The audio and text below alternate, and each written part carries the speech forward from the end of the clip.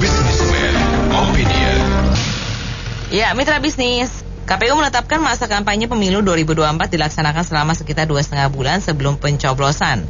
Ada komentar sebenarnya kampanye tidak perlu dibatasi karena butuh waktu tidak sebentar untuk bisa mengenal siapa yang akan dipilih, khususnya jika menyangkut para calon legislatif atau caleg. Apa komentar Anda mengenai pembatasan waktu kampanye ini? Menurut Anda apakah memang efektif dan efisien? Silakan di 633-9160 atau WhatsApp call di 0816-924-924. Waduh, masih ada KPU sama Bawaslu. Jadi pengaturan-pengaturan masih ada juga ya. Kalau menurut saya lebih baik lepaskan saja ya. Belum dimulai saja sudah di mana-mana. Foto-foto, nggak tahu tuh, kita nggak kenal siapa foto saudara saya bukan. Teman saya bukan, bukan sampai kotor ini tempat-tempat kita ini. Nggak tahu ada izinnya atau tidak, nggak tahu penguasa punya atau tidak, kita nggak tahu foto siapa yang bertaburan di mana-mana. Itu sangat nggak tanggung-tanggung. Pohon pun jadi, dimanapun jadi, pinggir kali pun jadi. Bingung kita ini sebagai rakyat. Lebih baik lepaskan saja, suka-suka mereka saja lah. Kalau KPU memang masih ada ya aturannya harus tegas juga. Bawaslu kalau masih ada ya tegas, ditindak. Kalau misalnya belum ditindak, kalau aturannya belum dijalankan ya jalankan dengan baik, jangan pilih-pilih semuanya. Kembali lagi rakyat Jakarta tinggal melihat saja lah mereka yang ngatur ini benar atau tidak, atau cawe-cawe yang banyak yang ada gitu saja. Makasih. Kalau cawe-cawenya baik nggak apa-apa, lanjutkan. Tapi kalau cawe-cawenya merusak untuk kepentingan ke depan, pemimpin kader kita lagi memantau semuanya, pendiri negara ini lagi melihat untuk ke depan ini maju atau tidak Indonesia ini. Begitu saja, makasih. Assalamualaikum. Ya, kalau untuk kampanye dibatasin sih itu, kalau untuk caleg-calegnya sebenarnya saya heran juga ya, kenapa kok tidak KPU itu memfasilitasi aja, jadi secara online, jadi disediakan di websitenya semua dapil-dapilnya, caleg-calegnya. Kan hari gini kan orang kan lebih dari gadget kan, anak-anak muda juga, biar mereka bisa browse, bisa dipilih, dilihat backgroundnya caleg A, B, C dan seterusnya, semua ditampilkan aja gitu loh. Yang penting yang mereka sah ya, daripada bertebaran spanduk, baliho apa segala macam, jadi malah nyampah juga gitu loh. Kadang kan kita juga nggak kenal apa arti sebuah baliho atau spanduk. Kita juga toh nggak bakal bisa mengenal si caleg tersebut kecuali ya public figure atau selebritas. Ya kan? Jadi sudah saatnya mungkin itu diarahkan.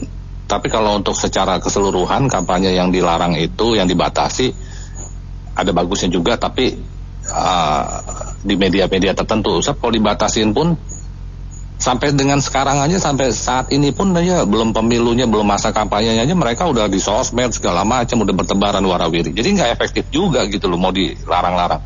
Jadi yang dilarang hanya di media mainstream, misalnya di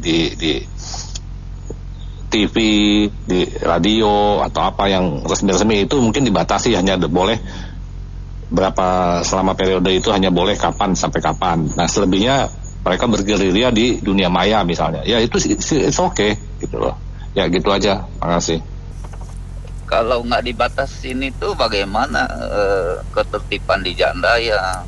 Terus semua yang namanya bersifat kampanye itu kan ada yang di lapangan terbuka, di ruangan tertutup, dan mereka kan mengarahkan massa.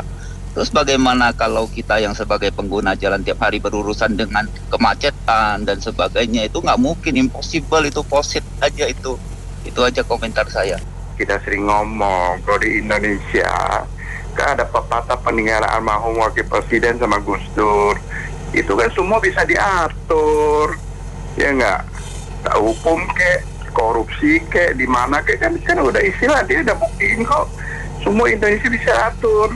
Kalau Gus Dur kan ya gitu aja, itu orang repot. Dan terima kasih.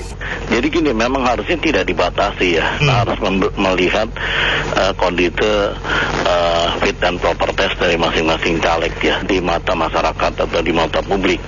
Jadi mereka bisa melihat tidak seperti membeli kucing dalam karung yang agak kasar ini. Cuma masalahnya perlu kondisi integritas yang baik gitu loh. Karena kedepannya Indonesia harus dipimpin orang-orang jujur.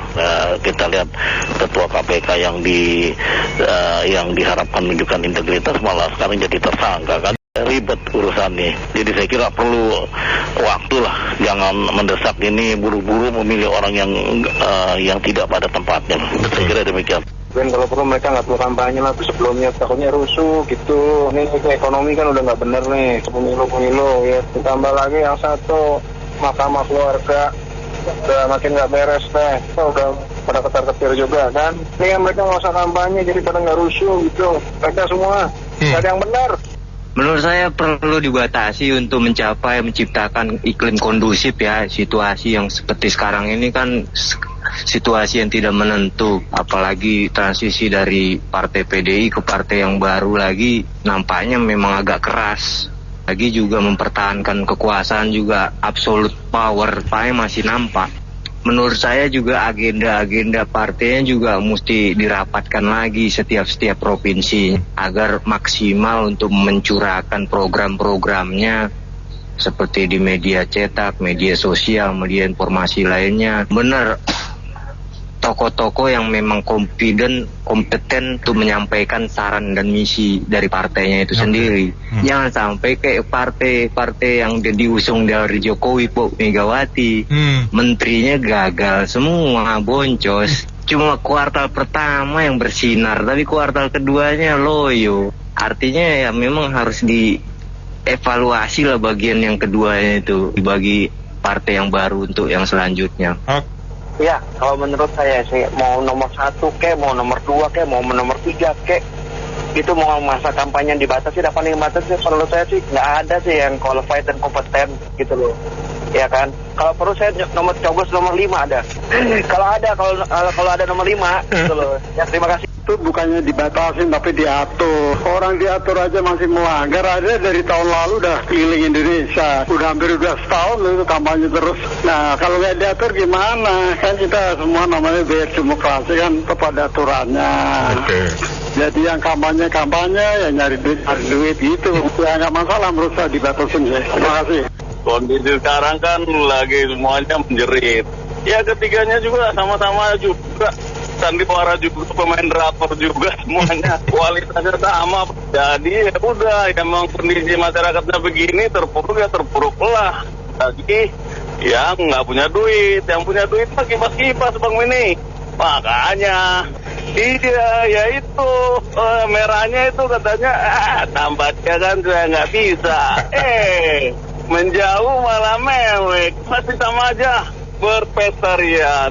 Komentar saya itu sebetulnya kalau kita perhatiin ya, peraturan seperti itu sebenarnya nggak bermakna loh. Jadi kalau yang selama ini kalau melanggar juga nggak ada sanksi apapun. Jadi saya kadang-kadang bingung, itu pasang spanduk baliho itu juga sebenarnya juga udah kampanye ya kan? Iya, jadi sebetulnya masalahnya sebenarnya bukan masalah, tapi kayak dibikin masalah kayak gitu loh. Gimana ya? Tanya dibatasin, tetapi masalah yang soal spanduk baliho udah dari 3 bulan lalu udah pada nongkrong, ya kan? Dan tidak ada sanksi sama sekali, gitu loh. Jadi kalau kita perhatiin ini sebenarnya bukan masalah, tapi dijadikan masalah dan rakyat kita ini jadi kepanting-panting mengomentari yang tidak bermakna sama sekali, maupun dalam esensi untuk kemajuan bangsa. Jadi yang penting-penting ya, yang ada pelanggaran hukum, yang diskriminasi malah istilahnya nggak disentuh sama sekali sama aparat, ngurusin soal yang kecil-kecil, remeh-temeh. Jadi sebenarnya membingungkan gitu. Cara pikirnya pun membingungkan sekali kayak gitu loh. Hari ini kita bicara pembatas, tapi ya lucu-lucu aja sih. Ya isu-isu yang dilontarkan lucu-lucu aja. Ya dibatasi ya udah, ini yang dibatasi 2 bulan lebih buat kampanye. Ya mau dibatasi apa lagi? Ya saya kira ini wajar lah. waktu kampanye yang udah ada aturannya. Soalnya hanya, nah ini polisi mesti tegas, KPU, Bawaslu itu semua mesti tegas, sudah koridornya ya. Pelanggaran dikit-dikit emang kayak kita nggak tahu aja. Pelanggar dikit-dikit, udah itu habis pemilu ya udah lupa. Ya. Nah yang sekarang kita konsen, jangan sampai ada terjadi kerusuhan dan lain-lain. Mudah-mudahan tidak. Saya lihat sih Pak Jokowi dia sekarang dia ada dua agenda yang sangat-sangat penting. Yaitu pertama apa? Dia sebagai presiden yang nggak mungkin ikut lagi, dia akan menyiapkan transisi pemilihan presiden ke presiden baru itu dengan baik. Beliau pasti konsen dalam hal ini. Sama seperti SBY waktu terjadi peralihan. Dan proses demokrasi ini saya yakin beliau akan kawal dengan baik. Yakinlah tidak ada apa-apa. Dikit-dikit pelanggaran mah biasa-biasa aja lah.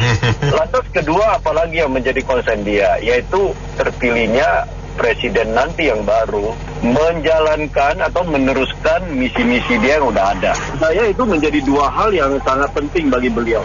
Ya di dalamnya itu adalah politik dan lain-lain lah. Entah yang nomor satu, yang entah orang bilang MK, Mahkamah Keluarga, entah orang bilang apa, ya itu masyarakat nanti yang pilih lah. Ini kan demokrasi. Ya beginilah. Jadi nggak usah terlalu ribet-ribetkan lah. Seru aja lah kita lihatnya. Bulan Februari hanya tinggal urusan 3 bulan lagi kok. Coblos. Mudah-mudahan satu putaran ada yang menang sekaligus saja udahlah. Kita orang bisnis lebih penting ini sekarang situasi persaingan global dan lain-lain begitu ketat. Kalau waktu kita habis terlalu banyak di sini ya saya kira memang ya nggak baik juga ya. Karena tahun depan nanti ada pilkada lagi sekali lagi di air. Jadi udah kampanye aja udah kampanye dengan baik. Ini pesan aja ke Bawaslu yaitu yang mengawal ya dan polisian itu jangan sampai ada titik-titik intelijen udah melihat kalau ada potensi terjadi kerusuhan itu langsung tegas. Nggak ada tendeng aling-aling langsung sikap. Jadi kampanye itu lancar semua. Iya, tentang batasan di pemilu ya. Kita kan sudah tahu jadwal pemilu ada yang digital, ada yang manual. Yang digital sedang berlangsung dan yang manual tanggal 28 November tahun 2023 baru dimulai. Di mana di dalam kampanye manual tuh ya bolehlah bawa massa beriringan, pasang spanduk, poster, baliho. Tapi ternyata di pemilu digital terjadinya sudah mulai.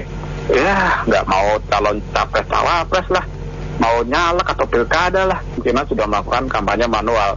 Jadi ini sudah sebetulnya melanggar peraturan jadwal kampanye sih yang manual. Tinggal bagaimana tindakan Bawaslu. Dan kita tahu kalau ingin menjadi pejabat negara ya harusnya taat peraturan lah, jangan melanggar peraturan. Ini belum jadi pejabat negara sudah pada melanggar peraturan KPU. Gimana kalau sudah jadi pejabat negara? Kan seperti itu tanggapannya rakyat. Kemana sudah sama saja lah kayak begini-begini aja dari dulu ya. Mungkin juga nggak bisa memperbaiki keadaan penegak hukum yang pilih kasih, ekonomi rakyat yang mayoritas masyarakat masih sulit, ekonominya mungkin nggak bisa diperbaiki kalau begini caranya siapapun nanti pemimpinnya. Mungkin seperti itu. Terima kasih. Assalamualaikum warahmatullahi wabarakatuh. 2,5 bulan itu udah cukup lama ya. Kalau untuk mengenal para calon kandidat, para calon presiden dan calon wapresnya itu ya kita bisa, bukannya asing lagi mereka itu kan orang Indonesia.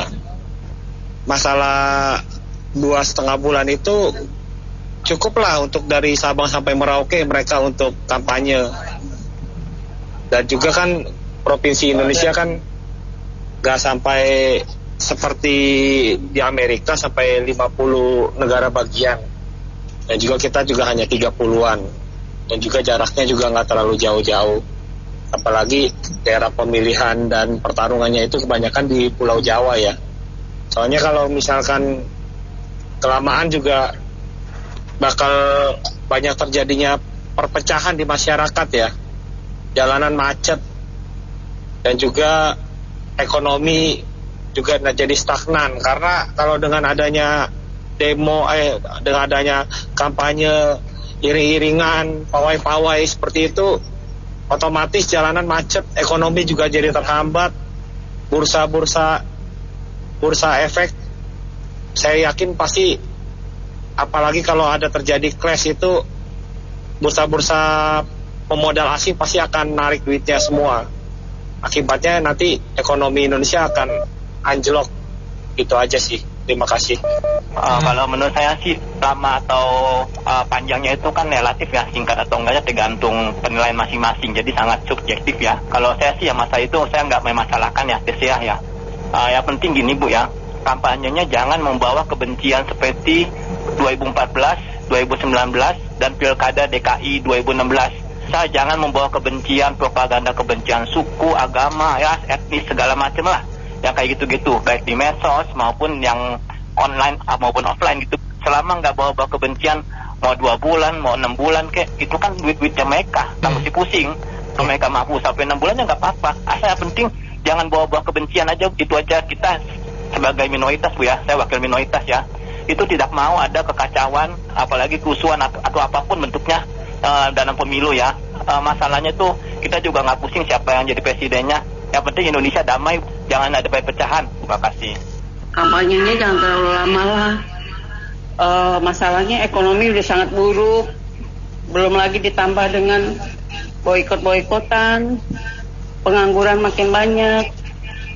Apalagi khususnya capres nomor 1 kan kita semua rakyat juga udah tahu seperti apa dulu kan gubernur.